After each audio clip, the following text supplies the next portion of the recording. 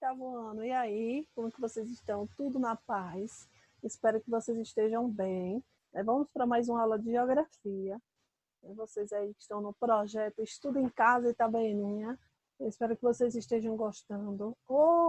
E outra, estou ouvindo, viu, todas as pessoas que estão participando, todos vocês que estão deixando comentários. Gostei muito, viu? A galera aí do Jaime, do José Pablo, do Francisco Moreira, do Osé. Estou gostando de ver a participação de vocês. Então, a nossa aula de hoje é sobre regionalização. No livro de vocês, o tema vai estar aí na página 66, no capítulo 5, diferentes formas de regionalização. Nós falamos um pouquinho sobre regionalização na última aula, e aí hoje nós vamos dar continuidade, certo? O conteúdo que fala sobre a questão de regionalização. Espero que vocês gostem, lembrando que é na página 66 do livro de vocês. E podem pegar o livro, o caderno, a caneta, se quiserem fazer suas anotações, vão fazendo aí, certo? Vamos lá para mais uma aula. Então, o que é regionalizar? Só tentando relembrar o conteúdo. É dividir um espaço, um município, um estado, um país, um continente, ou todo o mundo em regiões. São parte de um todo que possui traços comuns. Então, para que regionalizar? Para quê? Então, para estudar melhor o espaço ou compreendê-lo, para fins administrativos ou de planejamento. Então, é necessário essa regionalização para planejar, certo? Para ações administrativas. Como regionalizar o mundo? Então, tem diversos critérios. Na aula passada, vocês viram alguns. Então, tem como regionalizar por continentes, tem como regionalizar por paisagens naturais, por países ricos e pobres, por culturas. Então, tem diversas maneiras de regionalização. Então, a regionalizar depende não apenas do espaço a ser regionalizado, mas também dos nossos objetivos. Então, o que é que eu quero estudar, o que é que eu quero analisar? Então, eu vou regionalizar de acordo com os critérios que eu precisar. Regionalização pelo nível de desenvolvimento socioeconômico. Então, esse é um tipo de regionalização. Essa regionalização passou a ser utilizada após a SGM, quando ficou evidente que haviam países muito diferentes no ponto de vista econômico, social, político, científico e tecnológico. Então, no pós-guerra, dois países afirmaram-se como superpotência. Um exemplo, Estados Unidos, a União Soviética, e maiores potências militares tecnológicas da época. Então, eles se achavam o bambambam do mundo, porque naquele período, né, eles se firmaram como essa superpotência. Então, dentro dessa nova ordem, na década de 50, uma regionalização passou a predominar no mundo e permaneceu até a queda do Muro de Berlim, em 1988. Então, essa foi uma ideia, né, de regionalização. Naquele período, eles passavam pelo período de pós-guerra, esses dois países, né, se ressaltaram aí, né, como superpotência. Então, aqui nós temos o mundo bipolar, que era essa ideia do mundo bipolar, que era Estados Unidos e União Soviética. Capitalismo versus socialismo, certo? Então, dois sistemas econômicos, capitalista e socialista. Outra regionalização bipolar. Primeiro mundo, grupo de países capitalistas desenvolvidos ricos. Segundo mundo, grupo de países socialistas ou de economia planificada, subdesenvolvidas. Terceiro mundo, grupo de países capitalistas subdesenvolvidos, pobres. Então, existiu outro tipo de regionalização. Primeiro mundo, segundo mundo e terceiro mundo. Primeiro mundo, rico. Segundo mundo, então, de economia planificada. E terceiro mundo, os subdesenvolvidos, que eram os pobres. Então, o segundo mundo eram os países que estavam em desenvolvimento, não, está começando a se desenvolver. E o terceiro mundo, os países pobres. Dinâmica da ordem bipolar. Terceiro mundo era uma área de interesse das duas potências. Um exemplo era o Vietnã, porque o terceiro mundo, você tinha uma população grande, e até hoje tem uma população grande, e aí é o quê? Mão de obra. O mesmo foi criado para designar os países que apresentavam atraso social, econômico, científico e tecnológico. Então, observem que esse outro tipo de regionalização é primeiro, segundo e terceiro mundo. E aí nós temos um exemplo no mapa. Quais são esses países que eram caracterizados como primeiro mundo? Observem aí, vou colocar dois exemplos, Canadá e Estados Unidos. Está de amarelinho, certo? São países de primeiro mundo. Aí tem Austrália, França, Reino Unido, caracterizados como país de primeiro mundo. Segundo mundo, União Soviética, China, Argélia. Então, são países caracterizados como países de segundo mundo, que estão em desenvolvimento. Os países de terceiro mundo, Brasil, México, Argentina, África do Sul, Irã, Índia, Egito. Então, vários outros países são caracterizados como países de terceiro mundo, são países pobres. Essa era outro tipo de regionalização, certo?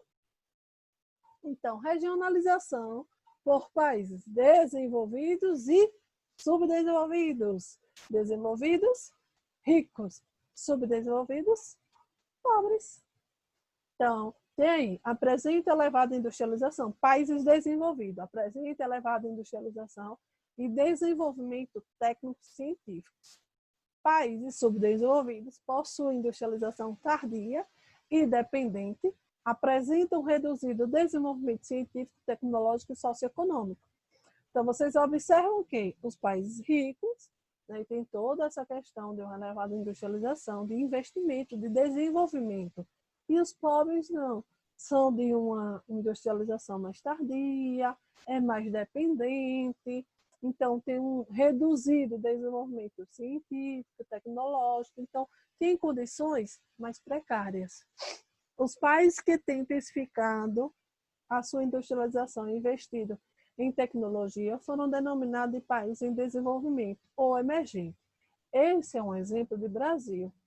Né? Os países que estão melhorando, estão investindo em industrialização, estão investindo em tecnologia, eles estão saindo do patamar de subdesenvolvidos para país emergente. Então, são países que estão entrando em um desenvolvimento.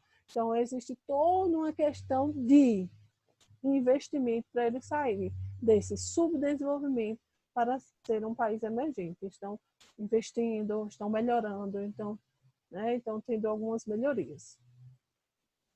E aí, antes de 1980, os termos subdesenvolvido e desenvolvido não eram utilizados, porque parte dos atuais países pobres eram colônias europeias. Esse é um exemplo, né, da questão do imperialismo, nacionalismo, que não tinha esses termos de desenvolvidos e subdesenvolvidos. Em países, apesar de terem alcançado relativamente crescimento econômico, não conseguiram chegar a um desenvolvimento social que permitam que sejam chamados de países desenvolvidos. Vejam só, motivos que ajudam a explicar o subdesenvolvimento no mundo atual. 1. Exploração histórica realizadas pelos países ricos. 2. Governos corruptos. 3. Má distribuição de renda. 4. Políticas públicas inadequadas. 5. Dívidas externas e entre outros. Então, esses são alguns motivos que explicam que os países subdesenvolvidos eles não conseguem ter uma ascensão econômica, né? Porque existe toda uma exploração, existe toda uma questão histórica, né, que faz com que esses países ainda continuem nessa regressão, ainda continuem sendo os países subdesenvolvidos, eles não consigam chegar ao patamar de um país de desenvolvimento, porque não é dizer que o país não tem condições, tem sim condições, mas existe toda uma questão de planejamento, toda uma questão de gastos, de dinheiro público que não é, né, corretamente utilizado pelos setores adequados. Subdesenvolvidos ou em desenvolvimento. O termo em desenvolvimento passa a substituir o termo subdesenvolvidos, por incomodar os governantes dos países pobres. Então, os governantes dos países pobres, eles visualizam esse termo subdesenvolvidos, um termo muito pesado, certo? Acham que os países deles não são mais subdesenvolvidos, eles estão em desenvolvimento. Então, aí eles começam a utilizar agora esse termo em desenvolvimento. Contudo, o termo em desenvolvimento é adequado para a imensa maioria dos países subdesenvolvidos, pois estes continuam atrasados em relação aos países desenvolvidos. Então, é inadequado. Quando nós falamos de um país subdesenvolvido, é complicado dizer que ele está em desenvolvimento, então é inadequado.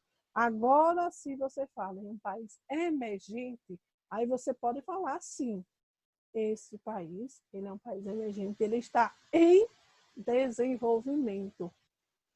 Existem países que estão em desenvolvimento e aumentaram bastante sua produção e a qualidade de vida das suas populações.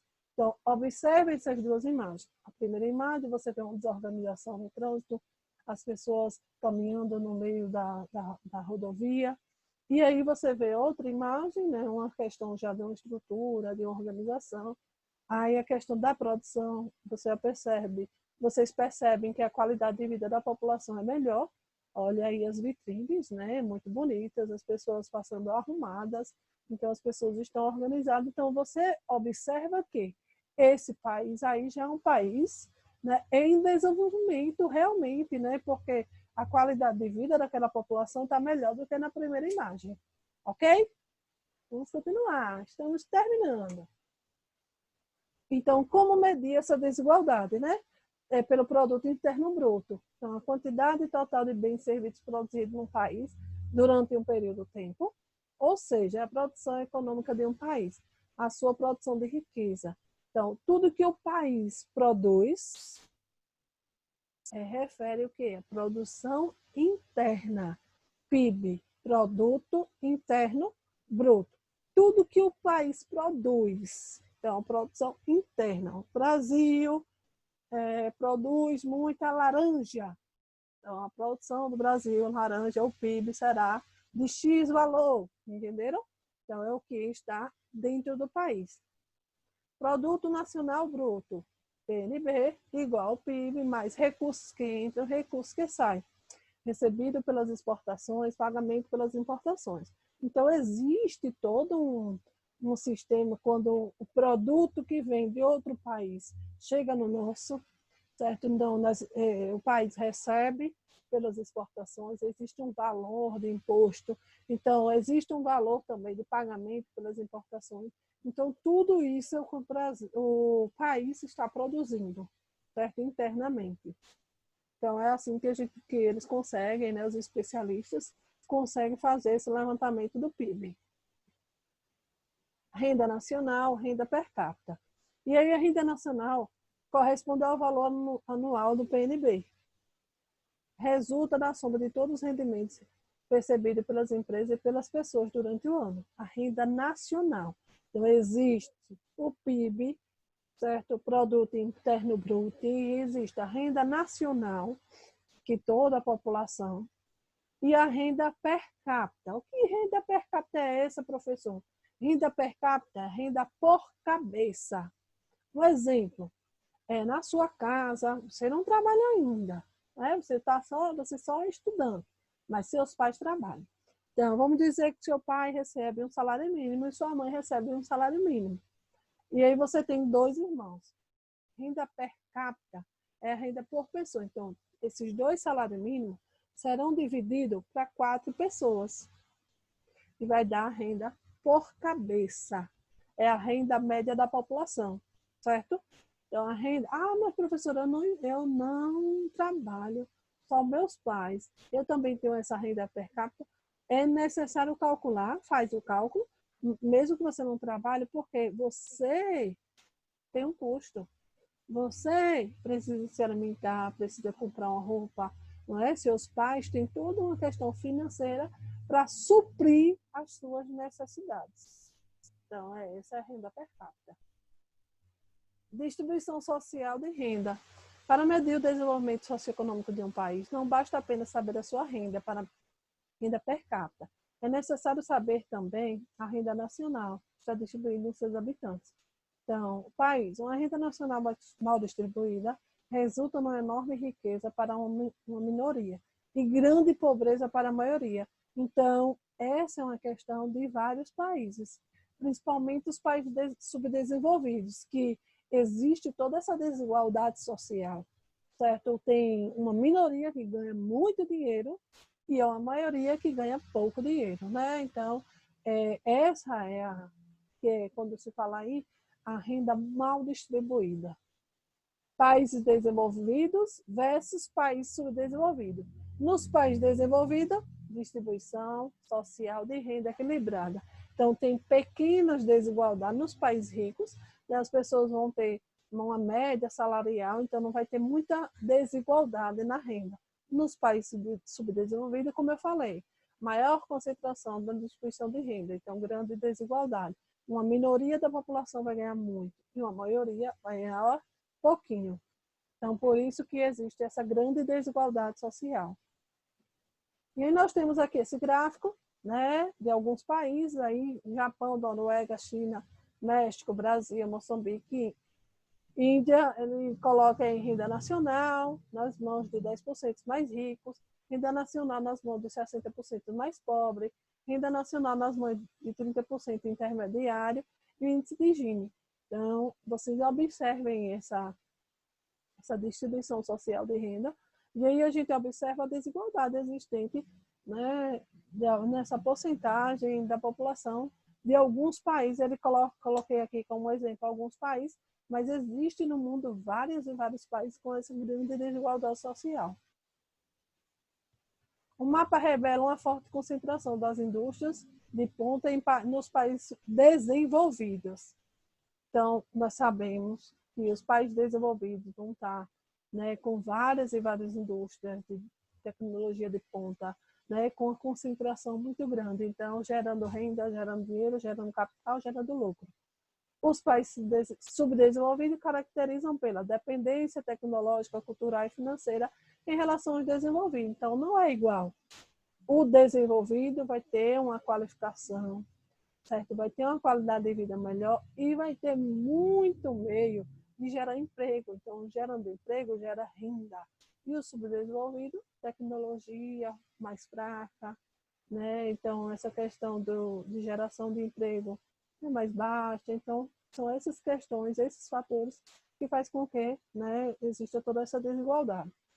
País do Norte, País do Sul. É uma forma de regionalização do planetário mundial a partir de variáveis socioeconômicas. Como eu falei já para vocês, né? Norte, desenvolvido, tido como rico, e Sul, subdesenvolvido, tido como pobre. Olha a imagem aí que vocês observam, né? Os dois meninos, e aí características dos países do norte, os países ricos, que ele fala assim, meu iPhone está tocando. E o outro diz, meu iPhone está tocando. Então, é a crítica, né, aos países ricos e os países pobres. E as regiões econômicas, o norte e o sul. Regionalização do mundo, utilizando o desenvolvimento econômico e social como critério, como vocês já sabem, né? Então, países desenvolvidos, todo esse desenvolvimento econômico, todo esse investimento em tecnologia vai ser maior. Os países subdesenvolvidos vai estar um pouquinho, né, à margem dessa situação, vai estar reduzido todo esse investimento. A diferença entre os países ricos e os países pobres iniciou na Revolução Industrial. Como eu já coloquei para vocês, né, a Revolução Industrial ela trouxe toda essa modernização, todo esse avanço dessa tecnologia, mas nem todos os países conseguiram ter esse acesso, nem todos os países conseguiram, né, fazer esses investimentos. Então, alguns se destacam, são os países ricos, e outros ficam, né, à mercê e ficam dependentes de toda essa questão de tecnologia. Então, está aí uma charge, mais liberdade. Você está pondo ao contrário. Então, aí a imagem do mapa, ela colocando, né, o mapa ao contrário para ver se os de cima ficam desenvolvidos e os de baixo ficam subdesenvolvidos. Então, ele faz o contrário para ver se existe alguma relação, né, fazendo uma brincadeira aí. Ela disse que ia ter um truque para ver se os países desenvolvidos, ficando ao contrário, eles podem ficar subdesenvolvidos, né? Uma brincadeira de Mafalda. E aí, nós concluímos nossa aula. Espero que vocês tenham gostado. O tema, né? Concluímos esse tema aí de regionalização. E aí, na próxima aula, nós vamos continuar um pouquinho sobre o mundo multipolar, né? Falamos ainda também um pouquinho sobre qualidade de vida, países, continuando países desenvolvidos, países subdesenvolvidos, né? Fiquem com Deus, fiquem em casa, se cuidem, façam a higienização necessária, e se precisar sair de casa, que vocês usem máscara. Um abraço, tchau, tchau. E não esqueçam, lembrem de curtir, compartilhar e deixar os comentários aí, o nome de vocês e a escola que vocês estudam. Forte abraço, tchau, tchau.